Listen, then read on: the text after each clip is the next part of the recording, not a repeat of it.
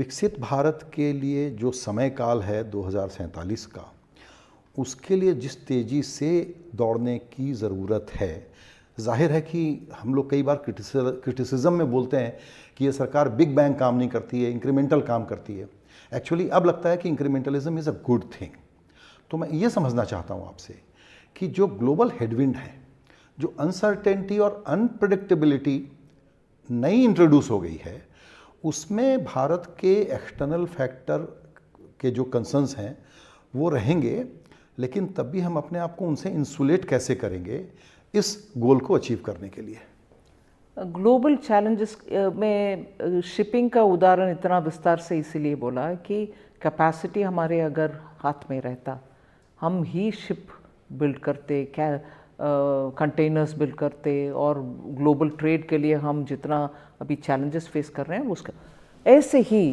Drugs में हम, मतलब मेडिसिन बल्क ड्रग्स में हम अच्छा करते हैं, उसके लिए हम कैपेसिटी बिल्ड करना है।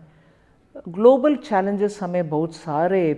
एस्पेक्ट्स में दिखाई दे सकता है, उसके लिए हम तैयार भी रहना चाहिए, अच्छा अपॉर्चुनिटीज़ पे उपयोग करना। मगर अगर चैलेंज आता है कि किसी देश के ऊपर, मतलब किसी देश को हम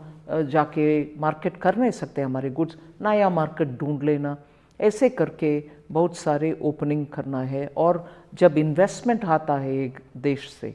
उन देश में इंटरेस्ट भी बढ़ता है भारत के सक्सेस के ऊपर। हम हमारे पैसे, हमारे कॉरपोरेशंस, हमारे कंपनी जाकर भारत में पूंजी निवेश करें, तो my interest in keeping India going well will also be involve. So bilateral relationship बढ़ाना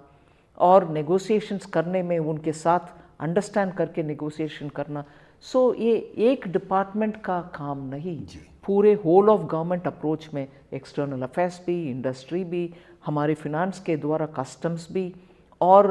इन्वेस्टमेंट ट्रीटियाँ साइन करने का ताकत भी, ये सब